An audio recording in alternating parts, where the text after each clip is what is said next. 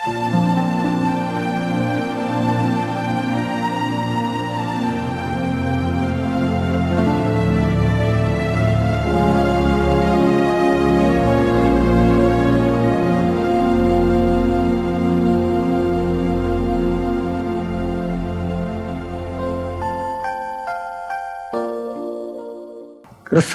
அன்பானவர்களே, இந்த கிறிஸ்மஸ் கால நற்செய்தியை அறிவிக்கும்படியாக கர்த்தர் இந்த நாளை தந்ததற்காக ஆண்டவரை ஸ்தோத்திரிக்கிறேன். ஜேடிகே ஒளிபரப்பு மையத்தின் மூலமாக கர்த்தருடைய அன்பின் செய்தியை பகிர்ந்து கொள்ள கர்த்தர் எனக்கு கொடுத்த வாய்ப்புக்காக ஆண்டவருக்கு நன்றி செலுத்துகிறேன். இந்த நாளிலும் நாம் செய்திக்கென்று தெரிந்து கொண்ட தலைப்பு இயேசு கிறிஸ்து உண்மையான நண்பன். இந்த உலகத்தில் உள்ள மக்களுக்கு இயேசு கிறிஸ்து உண்மையான ஒரு நண்பன் என்பதை குறித்து இந்த நாளிலே ஆண்டவர் பேசும்படியான வசனத்தை நமக்கு கொடுத்திருக்கிறார். இதற்கு ஆதாரமாக மத்தேயு 11ஆம் அதிகாரம் 19ஆம் வசனமும் லூக்கா 7ஆம் அதிகாரம் 34ஆம் வசனமும் சொல்லப்பட்டிருக்கிறது. இந்த வசனத்தை நான் வாசிக்கிறேன்.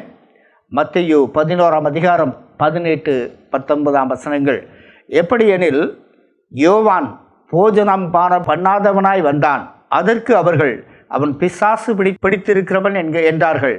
மனுஷகுமாரன் போஜனம் பண்ணுகிறவராய் வந்தார். அதற்கு அவர்கள், இதோ போஜன பிரியனும் மதுபான பிரியனுமான மனுஷன், ஆயக்காரர்களுக்கும் பாவிகளுக்கும் சிநேகிதன் என்கிறார்கள். இன்றைக்கு இந்த கருத்து தான் நம்முடைய செய்திக்கு ஆதாரமாக இருக்கிறது. ஆயக்காரர்களுக்கும் பாவிகளுக்கும் இயேசு கிறிஸ்து சிநேகிதனாக இருந்தார். ஒரு நிமிடம் நம் தலைகளை தாழ்த்தி ஜெபிப்போம். என்ன இன்பம் என் ஆண்டவர் பெயரில் ஆனந்தமே அதன் நினைவில். என்ன இன்பம் என் ஆண்டவர் பெயரில் ஆனந்தமே அதன் நினைவில். தேனிலும் இனிமை பேதைக்கு பெருமை, தேனிலும் இனிமை ஏழைக்கும் ஓரிமை. சென்னும் நாமம் என் நாவுக்கு சுகீதம், ஆனிலம் தனில் என் ஆரணே. அன்பின் ஆண்டவரே, இந்த நாளிலே உம்முடைய வார்த்தையை தியானிக்கும்படியாக நீர் இந்த உலகத்திலே வாழ்ந்த காலங்களிலே எல்லா தரப்பட்ட மக்களுக்கும் நல்ல நண்பனாக, உத்தம தோழனாக, உண்மை சிநேகிதனாக இருந்தீர் என்பதை வார்த்தைகள் மூலமாக நாங்கள் அறிந்து கொள்ள வந்திருக்கிறோம். கர்த்தர் எங்களோடு பேசும், கற்றுத்தாரும், கேட்கிற செவியும் ஏற்றுக்கொள்ளும் மனப்பக்குவமும் உள்ளமும் எங்களுக்கு தாரும். இயேசு கிறிஸ்துவின் நாமத்தில் ஜெபிக்கிறோம் ஜீவனுள்ள பிதாவே, ஆமென். நாம் வாசித்த வசனத்திலே இயேசு கிறிஸ்து ஆயக்காரர்களுக்கும் பாவிகளுக்கும் சிநேகிதன் என்பதாக சொன்னார்கள். பார்க்கின்ற சதுசேயர், பரிசேயர், அவர்களோடு சேர்ந்த மக்கள் கூட்டங்கள் ஆண்டவரை பார்த்து, இவர் இயேசு கிறிஸ்து பரிசுத்தராக உலகத்தில் வந்தார், பாவிகளை ரட்சிக்கும்படியாய் உலகத்தில் வந்தார். ஆனால் இவர் பாவிகளோடு போஜனம் பண்ணும்படி செல்கிறார், பாவிகளோடு உறவு வைத்திருக்கிறார், ஆயக்காரர்களை தன்னுடைய சிநேகிதனாக கருதி அவர்களுடைய இல்லத்திலே பந்தியிலே போய் சமமாக அமர்ந்து விருந்து சாப்பிடுகிறார் என்று சொல்லி அவர்கள் சொன்னார்கள். அது ஒரு குற்றச்சாட்டாகவே அவர்கள் சொன்னார்கள். நாம் வேதத்தில் வாசிக்கும் போது மத்தேயு 11ஆம் அதிகாரம் 18ஆம் வசனத்தில் யோவான் ஸ்நானகனை அவன் பிசாசு பிடித்தவன் என்று சொன்னார்கள். உலகத்தின் உணவுகளை, போஜன பதார்த்தங்களை உண்ணாதவனாக வெட்டுக்கிளியும் காட்டுத்தேனையும் புசித்து வாழ்ந்த அவரை பார்த்து இவன் பிசாசு பிடித்தவன் என்று சொன்னார்கள். இயேசு கிறிஸ்து பாவிகளோடு ஐக்கியம் கொண்டு, நண்பராக ஐக்கியம் கொண்டு, அவர்களோடு கூட சிநேகிதனாக பழகிய காரியத்தை வைத்து, அவர்களோடு விருந்துண்ட காரியங்களை வைத்து, அவர்களை நேசித்த காரியங்களை வைத்து அவரை சொன்னார்கள், இவர் மதுபான பிரியர், குடிகாரன் என்று சொன்னார்கள், போஜன பிரியன் என்று சொன்னார்கள். உலகத்திலே இயேசு கிறிஸ்து சாப்பிடுவதற்காக வரவில்லை. வேதத்திலே வசனங்கள் சொல்லுகிறது, ஆண்டவர் சோதிக்கப்படும்படியாக பிசாசனால வனாந்தரத்துக்கு கொண்டு போகப்பட்டு அவன் சோதனை உண்டாக்கும்படியாக கல்லுகளை எடுத்து அப்பமாக்கி நீர் உண்டாலும் பசி தீரும் என்று சொல்கிறார். அப்பொழுது ஆண்டவர் சொல்கிறார், மனுஷன் அப்பத்தினால் மாத்திரமல்ல தேவனுடைய வாயிலிருந்து வரும் ஒவ்வொரு வார்த்தைகளினாலும் பிழைப்பான் என்று சொல்கிறார். அவர் இன்னுமாக தேவனுடைய கிரியையை, ஆண்டவருடைய சித்தத்தை, என்னை அனுப்புவருடைய நோக்கத்தை நிறைவேற்றி முடிப்பதே என்னுடைய போஜனமாக இருக்கிறது என்று சொன்னார். 5000 பேரை போஷித்தார். 5 அப்பம் 2 மீன்களை கொண்டு 5000 பேரை போஷித்தார். இன்னும் அநேக காரியங்களிலே அவர் உணவு தேவை என்று சொன்னால் மக்களுக்கு உணவளிக்கக்கூடிய ஆற்றலும் வல்லமையும் அதிகாரம் உள்ளவராக இருந்தார். ஆனால் இவர்கள் என்ன சொன்னாங்க, அவர் இந்த உலகத்திற்கு ஒரு சாப்பிடுவதற்காக விருந்து உபசரிப்பில் கலந்து கொள்வதற்காக வந்தார் என்று சொல்லி அவர்களை குற்றம் சாட்டினார்கள். ஆனால் அவர்கள் குற்றம் சாட்டினாலும் அந்த குற்றச்சாட்டு 100க்கு 100 உண்மையாக இருந்து பாவிகளை சிநேகித்தார், பாவிகளோடு உணவு உண்டார், பாவிகளோடு கூட அவர்களுடைய வீட்டிலே போய் தங்கினார். அவர்களுக்கு சமாதானத்தை கொடுக்கும்படி, அவர்களுக்கு ரட்சிப்பை கொடுக்கும்படி ஆயக்காரரை நேசித்தார். அவருடைய ஆயத்துறையிலே அவர்களுடைய துன்மார்க்கமான ஜீவியம் அல்லது திசை மாறிய ஜீவியம், லஞ்சம், பரிதானம், கையூட்டு போன்ற காரியங்களிலே அவர்கள் மூழ்கி போய்விடக்கூடாது என்று சொல்லி அவர்களை சந்தித்து அந்த அன்பின் தாக்கத்தை அவர்களிலே உண்டு பண்ணும்படியாக, சிநேகத்தின் மூலமாக அவர்களை மீட்டு ரட்சிக்கும்படியாக அவர் அந்த நோக்கத்தோடு கூட அவர்களோடு கூட பழகினார்கள் என்று சொல்லி பார்க்கிறோம். இந்த 9ஆம் அதிகாரம், மத்தேயு 9ஆம் அதிகாரம், லூக்கா 5ஆம் அதிகாரத்தை வாசித்து பார்ப்போம் என்று சொன்னால் அங்கே ஒரு ஆயக்காரனை பார்க்கிறார், மத்தேயு என்ற ஒரு டாக்ஸ் கலெக்டரை பார்க்கிறார். இந்த லூக்காவிலே லேவி என்று சொல்லப்பட்டு இருக்கிறது. இவர்கள் ஆயத்துறையில் உட்கார்ந்திருக்கிறார்கள். அவர்கள் தங்களுடைய டாக்ஸ் கலெக்டர்ஸ் பூத் என்று சொல்லுகிற அந்த ஆயத்துறையிலே உட்கார்ந்து வரி வசூல் செய்து கொண்டிருக்கும் போது இயேசு கிறிஸ்து அவர்களை பார்த்து, என் பின்னே வாருங்கள், என்னை பின்பற்றுங்கள் என்று அழைக்கிறார். அவர்கள் அழைத்து கொண்டு போய் தங்களுடைய வீட்டிலே அவர்களுக்கு பந்தி வைக்கிறார்கள், விருந்து வைக்கிறார்கள். அந்த விருந்திலே அநேக ஆயக்காரரும் பாவிகளும் கலந்து கொண்டார்கள் என்று சொல்லி பார்க்கிறோம். உடனே இந்த சதுசேயர் பரிசேயரெல்லாம் போய் என்ன செய்றாங்க, உங்கள் போதகர் ஆயக்காரனும் பாவிகளோடும் உட்கார்ந்து சரிசமமாக உட்கார்ந்து உணவு இருந்துகிறாரே, சாப்பிடுகிறாரே என்று சொல்லி அவரை குற்றம் சாட்டினார்கள். லேவி என்பவருடைய வீட்டில் நேரடியாக இயேசு கிறிஸ்துவினிடத்தில் போய் கேட்கிறார்கள், நீர் பாவிகளோடும் ஆயக்காரனும் விருந்து உண்கிறீரே என்று சொல்லி அவர்கள் கேட்கிறார்கள். இந்த குற்றச்சாட்டு ஏன் என்று சொன்னால் அவர்களை ஆண்டவர்களே எப்பொழுதும் குற்றம் கண்டு பிடிக்கும் ஒரு கூட்டம் இருந்து கொண்டே இருந்தது. ஆனாலும் கூட ஆண்டவர் அவர்களை நேசித்தார் என்பதுதான் இன்றைக்கு செய்தி. அதுதான் இன்றைக்கு உலகத்திலே பலதரப்பட்ட மக்கள் வசிக்கும் பகுதிகளிலே நாம் வசித்துக் கொண்டிருக்கிறோம். ஒருவேளை ஆண்டவரை ஏற்றுக்கொண்டவர்கள், கிறிஸ்தவர்கள், விசுவாசிகள், ஊழியர்கள் என்று சொல்லுகிற நாம் இன்றைக்கு எப்படிப்பட்ட மக்களை, ஆயக்காரர்கள், இன்றைக்கு உலகத்தில் இருக்கிற எல்லா துறைகளிலும் லஞ்சம் தலைவிரித்தாடுகிறது, அராஜகம் தலைவிரித்தாடுகிறது, கால தாமதங்களும் தடைகளும் ஊழல்களும் நிறைந்திருக்கிறது, பாவிகளும் விபச்சாரிகளும் நிறைந்த உலகத்திலே வாழ்கிறோம். இவர்களை நாம் நேசிக்கிறோமா? ஆண்டவருடைய அன்பு நம்மிலே இருக்குமானால், ஆண்டவரை உண்மையாய் நேசித்து நாம் ஏற்றுக்கொண்டிருந்தோமானால், ஆண்டவருக்கு உண்மையாய் நாம் ஊழியம் செய்து கொண்டிருப்போமானால், எப்படிப்பட்ட மக்களை சிநேகிக்க வேண்டும், அன்பு செலுத்த வேண்டும் என்பதே இந்த நாளின் செய்தியின் கருத்தாக நான் தெரிந்து கொண்டு இருக்கிறேன். இங்கே ஆண்டவர் இந்த உலகத்திலே வந்து அவர்களிடத்திலே வந்த பாவிகளை வேதவசனம் சொல்லுகிறது. லூக்கா 15:1-2 அவரிடத்துல பாவிகளும் ஆயக்காரரும் அவரிடத்துல வந்தார்கள் என்று சொல்லி பார்க்க அவர்களை ஏற்றுக்கொண்டார். அவர்களோடு கூட அவர் தன்னுடைய உணவை பகிர்ந்து கொண்டார், அவர்களோடு கூட அவர்கள் வைத்த விருந்திலே கலந்து கொண்டார் என்று சொல்லி பார்க்கிறோம். இதுதான் அன்பு. அந்த அன்பின் தாக்கம் அவர்களில் இறங்க வேண்டும். அந்த அன்பின் தாக்கத்தினால் அவர்கள் ஆயத்துறையிலே அவர்கள் செய்கிற முறைகேடுகளை விட்டு மாறி வெளியே வர வேண்டும். தாங்கள் செய்கிற பாவங்களில் இருந்து அவர்கள் வெளியே வர வேண்டும். இந்த நோக்கத்தோடு கூட இயேசு கிறிஸ்து அவர்களை சிநேகித்தார் என்று சொல்லி பார்க்கிறோம். இன்றைக்கு உலகத்தில் நாம் புறக்கணிக்கிறோம். நம்மோடு கூட வாழ்கிறோம். நம்முடைய குடும்பத்தில் பாவிகள் உண்டு. நம்முடைய குடும்பத்தில் ஆயக்காரர்களைப் போல ஒருவேளை லஞ்சம், கையூட்டு, பரிதானம் வாங்குகிற மக்கள் உண்டு. நம்முடைய திருச்சபையில் உண்டு. நம்முடைய கிராமத்தில், பட்டணங்களிலே, நகரங்களிலே நம்மோடு பயணிக்கிறவர்கள் எவ்விதமான தன்மை உள்ள மக்களை நாம் நேசிக்கிறோமா, புறக்கணிக்கிறோமா? நான் பரிசுத்தவான், நான் கிறிஸ்தவன், நான் ஆண்டவருடைய பிள்ளை என்று சொல்லி அவர்களை எல்லாம் வெறுத்து ஒதுக்கி அவர்களை கண்டாலே தூர விலகி ஓடுகிறோம். துஷ்டனை கண்டா தூர விலகுன்னு சொல்லி பழமொழியை சொல்லி சொல்லி நாம் என்ன செய்வோம்? வாழ பழகிவிட்டோம். ஆனால் இன்றைக்கு ஆண்டவர் நமக்கு கற்றுக் கொடுக்கும் காரியம், பாவிகளை ஏசிக்கும்படி உலகத்திலே வந்த இயேசு கிறிஸ்து மனுக்குலத்தின் அனைத்து பாவங்களையும் சுமந்து தீர்த்து மீட்பையும் விடுதலையும் ஜீவனையும் உண்டாக்கும்படியாக இந்த உலகத்திலே வந்த இயேசு கிறிஸ்து நமக்கு கற்றுக் கொடுக்கும் பாடம். உண்மையாய் இயேசு கிறிஸ்துவின் பிள்ளையாய் நீ இருப்பாயானால், நாம் இருப்போமானால் இப்படிப்பட்ட மக்களை நேசிக்க வேண்டும். உலகத்திலே யாசிக்கிறவர்களை பார்க்கிறோம். இயேசு கிறிஸ்து ஆலயத்தின் வாசலிலே உட்கார்ந்திருந்த மனிதனை பார்த்து அவனை குணமாக்கினார் என்று சொல்லி பார்க்கிறோம். நடக்க முடியாதவர்களை சுகமாக்கினார், பார்வையற்றவர்களை சுகமாக்கினார். கிராமத்தை விட்டு, பாளையத்தை விட்டு புறம்பாக்கப்பட்ட பெருநோய் கொண்ட அல்லது தொழுநோய் என்று சொன்ன குஷ்டரோகிகளை அவர் தொட்டு சுகமாக்கினார் என்று சொல்லி பார்க்கிறோம். அந்த அன்பின் தாக்கம், என்னையும் நேசிக்க ஒருவர் உண்டு, என்னையும் தொட்டு சுகமாக்க ஒருவர் உண்டு, என்னிலே அன்பு செலுத்தும் ஒருவர் உண்டு என்ற அந்த அன்பின் தாக்கம் அவர்களிலே ஒரு பெரிய மாற்றத்தை, விடுதலையை ஏற்படுத்தும் என்பதுதான் என்பதுதான் இந்த செய்தியின் நோக்கம். இன்றைக்கு நம்ம ஈஸியாக சொல்லிடுவோம், ஆண்டவர் இயேசு கிறிஸ்து உலகத்தில் எதற்காக வந்தார்? பாவிகளை ரட்சிக்க இயேசு கிறிஸ்து உலகத்தில் வந்தார். இழந்து போனதை தேட மனுஷகுமாரன் உலகத்திலே வந்தார். பிசாசின் கிரியைகளை அழிக்கும்படியாய் தேவன் இந்த உலகத்திலே வந்தார் என்று சொல்லி பலவிதமான காரியங்களை சொல்லிவிடுவோம்.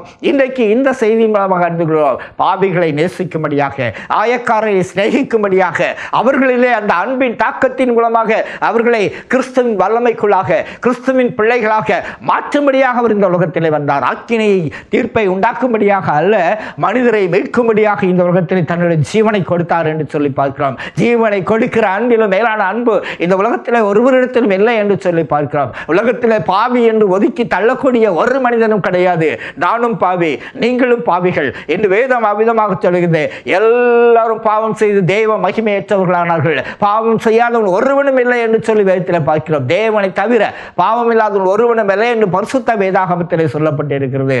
அன்பானவர்களே, இந்த நாளிலே ஆண்டவர் இயேசு கிறிஸ்து ஆயக்காரர்களை நேசித்தார், அவர்களோடு விருந்துண்டார். எந்த ஆயக்காரர்களை நேசித்தார் என்று சொன்னால், முதலாவதாக நம்ம வேதத்தில் வாசிக்கிறோம், லூக்கா 19ஆம் அதிகாரம் 1 முதல் 10 வசனங்களில் வாசிக்கிறோம். அங்கே சகேயு என்ற ஒரு ஆயக்காரர்களுக்கு தலைவனை ஆண்டவர் சந்திக்க ஆண்டவரை பார்க்கும்படியாய் அவன் வகை தேடினான். இந்த ஆயக்காரர்கள் யார் என்று சொல்லி முதலாவது நம்ம பார்ப்போம் சொன்னால், ஆயக்காரர்கள் வரி வசூல் பண்ணும்படியாக ரோம ஆட்சி பீடத்திலே ரோம சக்கரவர்த்திகளால் நியமிக்கப்பட்டவர்கள். ரோம ஆளுகைக்கு உட்பட்ட எல்லையிலே யூதர்கள் ஏராளமாக வசித்தார்கள். இதற்காக யூதர்களிடத்திலே வரி வசூலிக்க யூதர்களையே அவர்கள் வரி வசூலிக்கும் டாக்ஸ் கலெக்டர்ஸாக வைத்திருந்தார்கள், ஆயக்காரர்களாக வைத்திருந்தார்கள். ஆனால் இவர்கள் தங்களுக்கு விதிக்கப்பட்ட வரியை விட, கொடுக்கப்பட்ட நியமிக்கப்பட்ட அந்த பணத்தை விட அதிகமாக மக்களிடத்திலே வசூல் செய்தார்கள். மக்களால் வெறுக்கப்பட்டார்கள், புறக்கணிக்கப்பட்டார்கள். மக்கள் அவர்களை பார்த்தாலே ஐயோ இவனா, இந்த மனுஷனா, இவனெல்லாம் ஒரு மனுஷனா என்று ஓடும் அளவிலே அவர்களுடைய வாழ்க்கை அமைந்திருந்தது. மக்களிடத்திலே கடூரமாக கொடுமையாக நடந்து கொண்டு வரிகளை வசூலித்தார்கள் என்று சொல்லி பார்க்கிறோம். ஆயக்காரர்கள் மக்களால் வெறுக்கப்பட்டவர்கள். ஆயக்காரர்கள் தங்களுக்கு நியமிக்கப்பட்ட பணத்திற்கு மேலாக, தங்களுடைய வருமானத்திற்கு மேலாக அல்லது அரசுக்கு செலுத்த வேண்டிய பணத்திற்கு அதிகமாக வாங்கி தங்களுக்கு என்று அவைகளை அவர்கள் பதுக்கிக் கொண்டார்கள் என்று சொல்லி, இப்படிப்பட்ட ஆயக்காரன் ஒரு சகேயு, அவன் குள்ளமான மனிதனாக இருந்தால் அவன் அநேக காலங்கள் இயேசுவை பார்க்கும்படி வகை தேடினான் என்று சொல்லி பார்க்கிறோம். கணவன் உருவத்தில் குள்ளமாக இருந்தபடினால் இயேசு ஊருக்கு வருகிறார் என்று கேள்விப்பட்ட உடனே முன்னாக ஓடினான், யாருக்கும் தெரியாம ஓடி ஒரு காட்டத்தி மரத்தில் ஏறி அமர்ந்து கொண்டு இயேசுவை பார்க்கும்படியாக அங்கே உட்கார்ந்திருக்கிறான். ஆனால் ஆண்டவருக்கு அங்கே வரும்போது அந்த மரத்தின் அடியிலே வந்து அண்ணார்ந்து பார்க்கிறார், அவனை பார்க்கிறார். அவன் அவரை பார்க்க வகையில் ஆண்டவர் அவனை பார்க்கிறார். சகைவே பேர் சொல்லி அழைத்து அவனை இறங்கி வா என்கிறார். அவன் மரத்திலிருந்து இறங்கி வருகிறான். அவனுடைய ஆணவம், அவனுடைய சுய பெருமை, அவனுடைய சுய அந்தஸ்து, அவனுடைய பாவ கிரியைகள் எல்லாம் அவன் இறங்கி வரும்போதே அவனுடைய வாழ்க்கையை விட்டு இறங்கி விட்டது என்று சொல்லி நாம் அறிய முடியும். ஏனென்று சொன்னால், ஆண்டவர் அவனிடத்தில் நீ வாங்கினதெல்லாம் திருப்பி கொடுத்திருப்பா அப்படின்லாம் அவன்கிட்ட ஒன்றும் சொல்லலை. நீ பாவி என்று சொல்லி அவனை குற்றம் சாட்டவில்லை. ஆனால் கூட அவன் என்ன செய்கிறான்? வருகிற வழியிலே, ஆண்டவரே நான் என் ஆஸ்திகளில் பாதியை ஏழைகளுக்கு கொடுக்கிறேன், நான் எதையாகிலும் மக்களிடத்தை அதிகமாய் வசூலித்தது உண்டானால் அது 4 மடங்காக நான் திருப்பி கொடுக்கிறேன் என்று சொல்கிறான். அவனுடைய உள்ளத்திலே ஒரு மாற்றம் ஏற்பட்டது. ஆண்டவருடைய அன்பின் பார்வை, அன்பின் குரல் அழைப்பு, அவனை பேர் சொல்லி அழைத்து இறங்கி வா, நான் வீட்டில் தங்கணும்னு சொன்னாரே, அந்த அன்பு அவனுடைய உள்ளத்திலே ஒரு பெரும் தாக்கத்தை ஏற்படுத்தியது. அந்த ஸ்நேகம் அவரை அழைத்து கொண்டு அவன் வீட்டுக்குள்ளே போகிறான். அவனை குறித்து சொல்கிறாங்க, இவனிடத்தில் போய் ஆண்டவர் தங்குகிறாரு, இவன் வீட்டுக்குள்ள போறாருன்னு சொல்லி முறுமுறுக்கும் போது ஆண்டவர் சொல்லி, இவனும் ஆபிரகாமுக்கு குமாரனாக இருக்கிறான், தேவ பிள்ளையாக மாறுகிறான். அன்பு, ஆண்டவருடைய அன்பு தெய்வ பிள்ளையாக அவனை மாற்றுகிறது.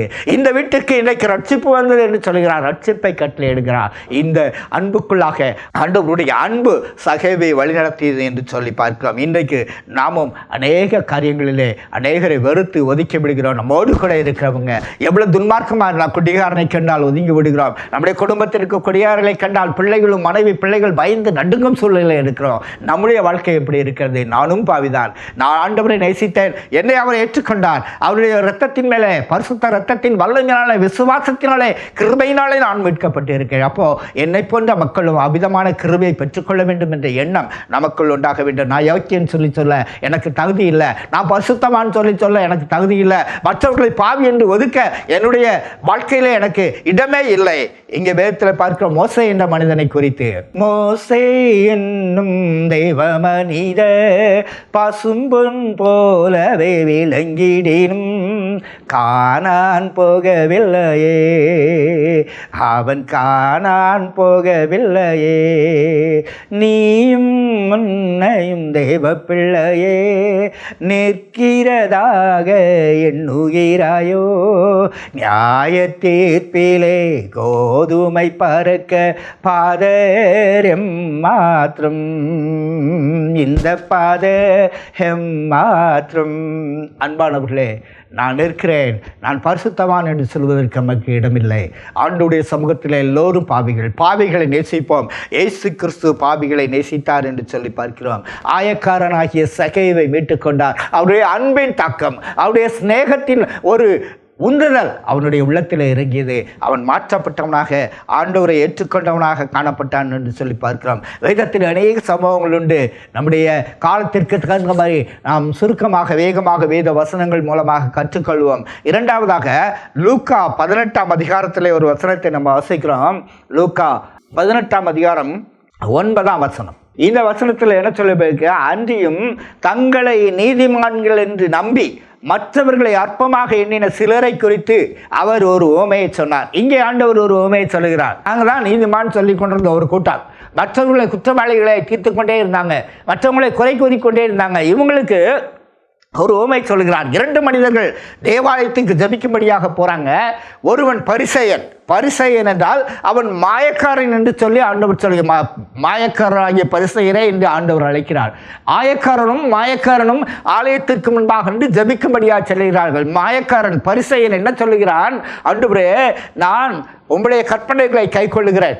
அவன் சாத்தானையும் தேவதூதர்களையும் நியாயப்பிரமாணங்களையும் சட்டதிட்டங்களையும் நம்புகிற ஒரு மனிதனாக காணப்பட்டான். தேவதூதர்களை விசுவாசிக்கிறவனாக காணப்பட்டான்.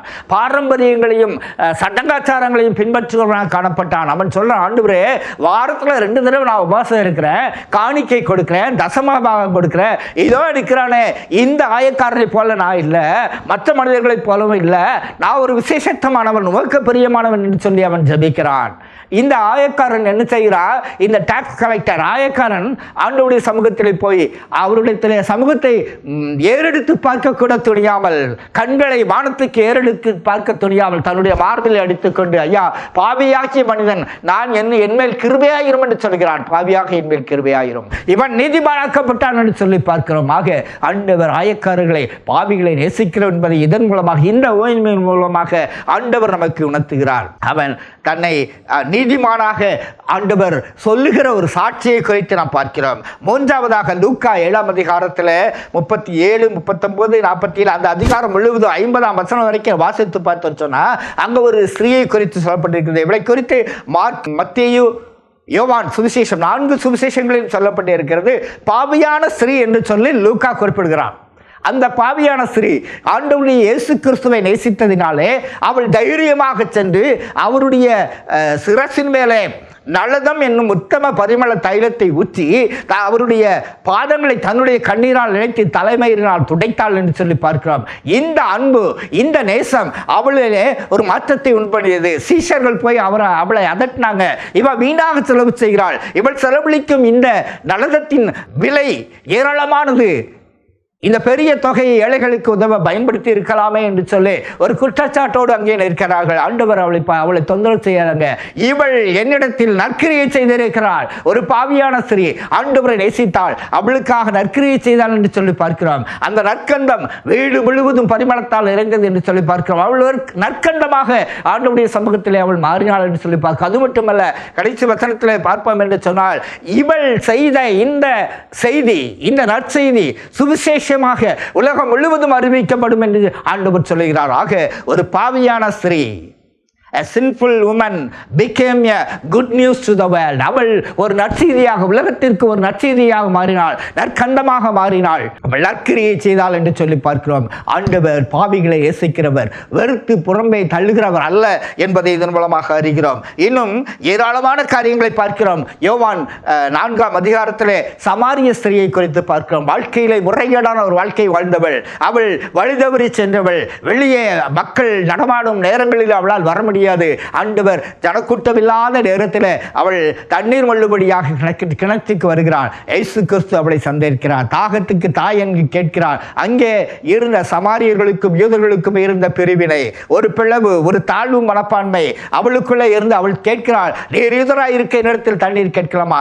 ஜீவ தண்ணீரை குறித்து ஆத்தும தாகத்தோடு அவளை சந்திக்கிறார். ஒருவரும் சந்திக்கக்கூடாத வேளையில, ஒருவரும் வெளியே நடமாட முடியாத வேளையிலே ஆண்டவர் அவளை தேடி வருகிறார். அதுதான் அவருடைய அன்பு, அதுதான் அவருடைய சிநேகம். பாவிகளை சிநேகித்தார் என்று சொல்லி பார்க்கிறோம். அவளிடத்திலே பேசுகிறார். அவள் சொல்கிறார், நான் மேசியாவை கண்டேன் என்று சொல்கிறார். அவர்தான் மேசியா, அவர்தான் கிறிஸ்து என்று தன்னுடைய குடத்தை அங்கேயே இறக்கி வைத்து விட்டு ஊருக்குள்ளே போச்சு. அவளுடைய சாட்சி நிமித்தம் அநேகர் இயேசுவை ஏற்றுக்கொண்டார்கள். அவள் ஒரு பாவியான ஸ்திரீ, முறைகேடான வாழ்க்கை வாழ்ந்த உன் புருஷனை அழைத்துக் கொண்டு வா என்று சொல்லும்போது புருஷன் இல்லைன்னு சொல்றான். 5 பேர் இருந்தாங்க.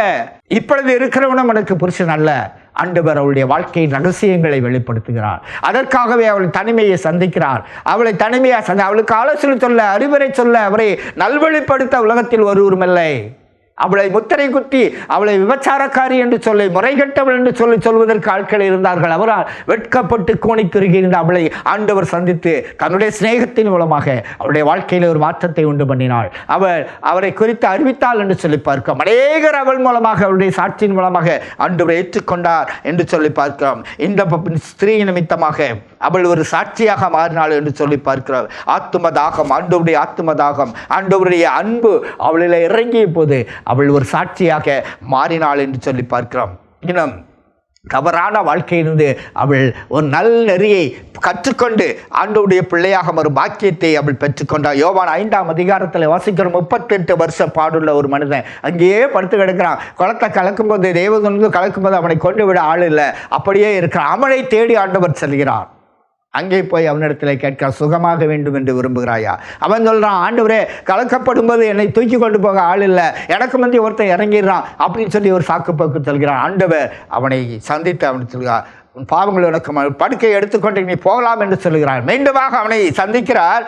அங்கே அவன் சந்திக்கும் போது ஆண்டவர் அவனை பார்த்து சொல்கிறான், பாவங்கள் உனக்கு மன்னிக்கப்பட்டது, இனி பாவம் செய்யாதே, அதிகமான கீழான ஒன்று உனக்கு வராதபடிக்கு பாவம் செய்யாதே என்று சொல்லி, இப்பொழுது பாவத்திலிருந்து உன்னுடைய கேட்டி நிமித்தமாக நீ செய்த பாவத்தின் 38 வருஷங்கள் அனுபவித்து விட்டாய், இப்பொழுது சுகம் பெற்று விட்டாய், பாவங்கள் மன்னிக்கப்பட்டது, இனி இன்னும் கேடான காரியங்கள் உனக்கு வராதபடி பாவம் செய்ய என்று அறிவுரை, ஒரு ஆலோசனை சொல்லும் ஆண்டவராக அவனை தேடி சென்றார். அவனுக்கு மீட்பை கொடுத்தார். அவன் சொன்னான், நான் இயேசுவை தரிசித்தேன், அவர்தான் இயேசு, என்னை ஒருவர் குணமாக்கினார், அவர் இயேசு என்று சொல்லி அவன் சாட்சி கொடுத்தான் என்று சொல்லி பார்க்கிறோம். இங்கே இன்னும் ஏராளமான சம்பவங்களை நாம் வாசிக்க முடியும். பாபியான ஒரு ஸ்திரீ, விபச்சாரத்திலே கையும் மையுமாக பிடிபட்ட ஸ்திரீ, அவள் ஆண்டவருக்கு முன்பாக கொண்டு வரப்படுகிறார். ஒரு திரள் கூட்டம் இருக்கிறது.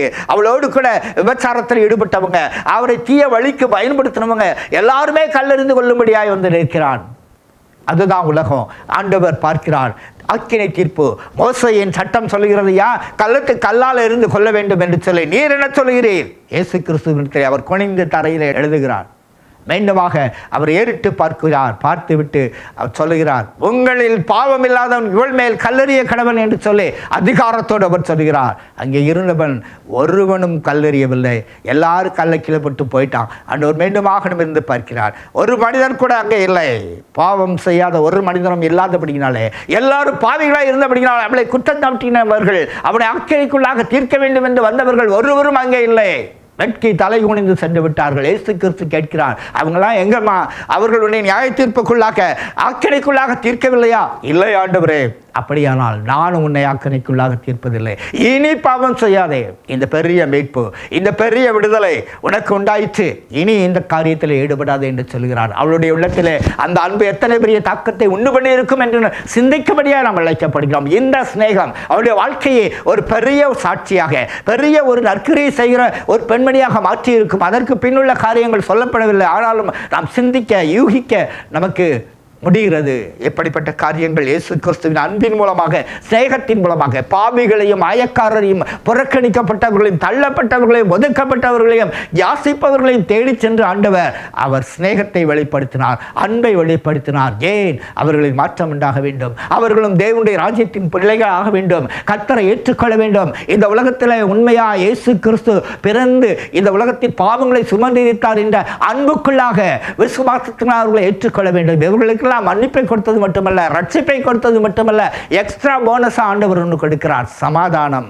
எல்லாத்தையும் சமாதானத்தோடு போ, சமாதானத்தோடு போ, உடனேயே சுகமாயிட்டு எல்லா காரியங்களும் நிறைவு, சமாதானத்தோடு போயின்னு சொல்லி எக்ஸ்ட்ரா போனஸாக கொடுக்குறார். இந்த சமாதானத்தை கொடுக்கும்படியாக தான் இயேசு கிறிஸ்து வந்தார். அவர் சமாதான பிரபு, அவர் சமாதான காரணர். நமக்கு சமாதானத்தை உண்டு பண்ணும் ஆக்கினை தண்டனை எல்லாம் அவர் இருந்தது. நீங்களும் நானும் பெற்றுக்கொள்ளும் ஆக்கினை தண்டனை அவர் ஏற்றுக்கொண்டார், சுமந்து தீர்த்தார். என்னுடைய சமாதானத்தையே உங்களுக்கு வைத்து போய் உலகத்தால் கொடுக்கவும் எடுக்கவும் பறித்து கொள்ள முடியாதமான ஒரு நித்திய சந்தோஷத்தை, சமாதானத்தை ஆண்டவர் கொடுக்கும்படியாக இந்த உலகத்தில் வந்தார். அதற்காக மனிதர்களை சந்தித்தார். சிலுவையில் தொங்கும் போது கூட அந்த கள்ளன், ஒரு கள்ளன், இருவரும் தூஷித்தார்கள். அவன் ஆண்டவரை அறிந்து கொண்டான். முகத்திலே உள்ள ஒளியின் தாக்கம், அவளுடைய அன்பின் பார்வையின் தாக்கம், உருக்குலைக்கப்பட்டு கோரத்தோடு கூட முகமெல்லாம் சிதைக்கப்பட்டு இரத்த வரிக்கோடுகளாக காணப்பட்ட போதும் அந்த முகத்திலே ஒரு அன்பை கண்டான், அந்த முகத்திலே ஒரு அதிகாரத்தை கண்டான், அந்த முகத்திலே ஒரு வல்லமையை கண்டான். அந்த வல்லமை அவனை தாக்கியது. அவருக்கென்று ஒரு ராஜ்யம் உண்டு, அவர்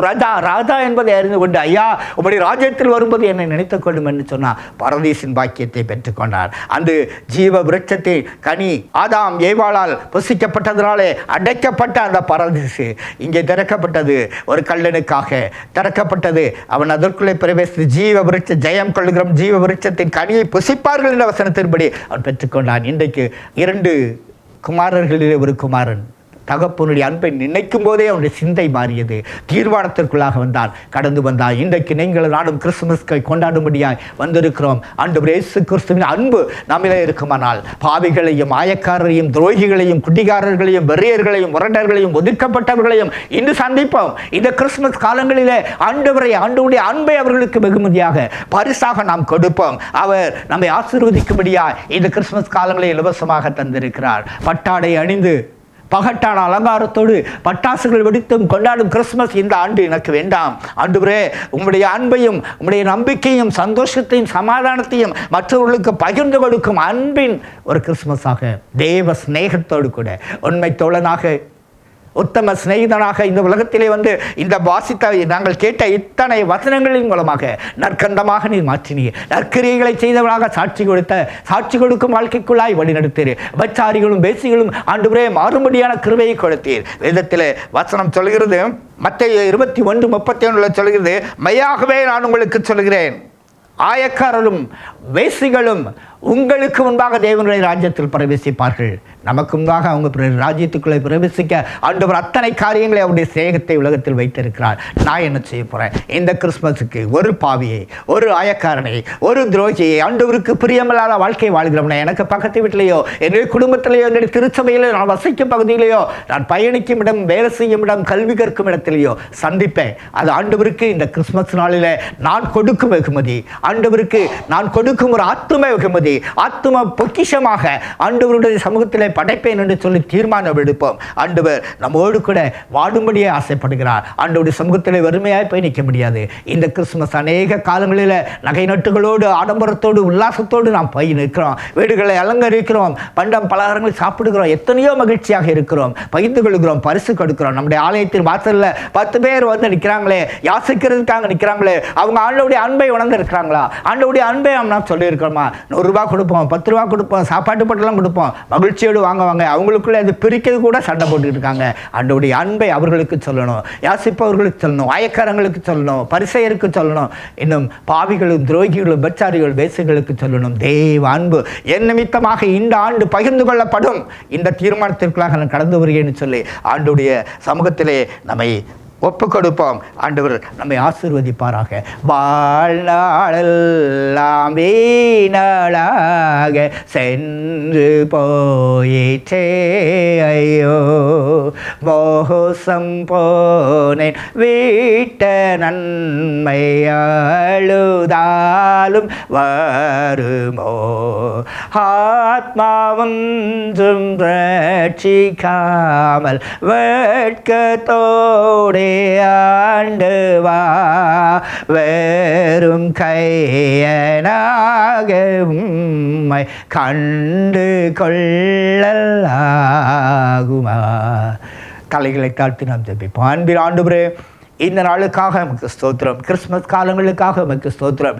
ஆண்டவர் எங்களுக்கு தந்த நல்ல வார்த்தைகளுக்காக, வசனங்களுக்காக, வேதாகம சம்பவங்களுக்காக நமக்கு ஸ்தோத்திரம். அதன் மூலமாக நீர் எங்களுக்கு கற்றுக் கொடுத்த நல்ல பாடத்திற்காக நமக்கு ஸ்தோத்திரம். இந்த ஆண்டு கிறிஸ்துமஸ் கர்த்தருக்கென்று ஒரு ஆத்மாவை பொக்கிஷமாக நாங்கள் சமர்ப்பிக்கும் ஒரு தீர்மானத்தோடு கடந்து வரும் கிறிஸ்துமஸாக மாற தெய்வ அன்பு எங்கள் உள்ளத்தை ஏவும்படியாக நாங்கள் செபிக்கிறோம். உண்மை தோழனாக, உத்தம சிநேகிதனாக, இந்த உலகத்திலே ஆயக்காரரையும் பாவிகளையும் வேசிகளையும் நேசித்த எங்கள் ஆண்டவருடைய அன்பு எங்கள் உள்ளங்களை நிரப்பி எங்கள் பகுதியிலே உள்ள மக்களை சந்திக்கும்படியாய் எங்களை ஏவும்படியாய் இந்த ஆண்டு ஒப்புக் கொடுக்கிறோம். கர்த்தர் ஆசீர்வதியும் ஆண்டவரே, எங்களை வழிநடத்தும். எங்கள் மூலமாக வரும் அந்த ஆத்தும பொக்கிஷத்தை கர்த்தருடைய சமூகத்தில் மகிழ்ச்சியோடு படைத்து ஆண்டவருடைய சமூகத்தில் மகிழ்ச்சி உண்டாகும்படியாக, தேவ தூதர் மத்தியிலே பரலோகத்திலே மகிழ்ச்சி உண்டாகும்படியாக ஒரு ஆத்மாவை ஆண்டவருக்கென்று மனம் திரும்புகிற பாவியை ஆண்டவரே சமூகத்தில் கொண்டு வந்து நிறுத்தும் பெரிய பொக்கிஷமாக நாங்கள் ஆண்டவரே எங்களை செயல்படுத்த கர்த்தர் கிருபையினாலே எங்களை வழிநடத்தும்படியாக ஜெபிக்கிறோம். நம்முடைய பரிசுத்த சட்டைகள் நிலையிட்டு காத்துக்கொள்ளட்டும். கர்த்தருடைய பிரசன்னமும் மகிமையும் இங்கே வருகிறவர்கள், இவரோடு பேசுகிறவர்கள் ஜீவனையும் விடுதலையும் ஆத்ம ரட்சிப்பையும் கண்டுகொள்ள பெற்றுக்கொள்ள கர்த்தர் இன்னும் அதிகமாக ஜெயிக்க டிவியின் நிறுவனத்தை அதில் செயல்படுகிற ஒவ்வொருவரையும் ஊழியர்களை பயன்படுத்த முடியாமல் அன்பு கரங்களுக்குள்ள ஒப்பு கொடுத்து ஜெபிக்கிறோம். இந்த ஆண்டு கிறிஸ்துமஸ் எங்களுக்கு கர்த்தருக்கு வெகுமதியாய் கொடுக்கும் கிறிஸ்துமஸாக எங்களை அர்ப்பணிக்கிறோம். நீர் எங்களிலே மகிமைப்படும்படியாக உடைய கரங்களிலே தாழ்த்துகிறோம். மனதினில் அவரை மறுக்காமல் ஏற்று மகிழ்ந்திடவே என்று வந்த கிறிஸ்துமஸ், மறுவாழ்வு அறியா மாந்தரை தேடி மறக்காமல் கூறிடுவோம் happy Christmas. Wish you all a happy Christmas and a hopeful new year. கர்த்தர் நம்மை ஆசீர்வதிப்பாராக. ஆமென்.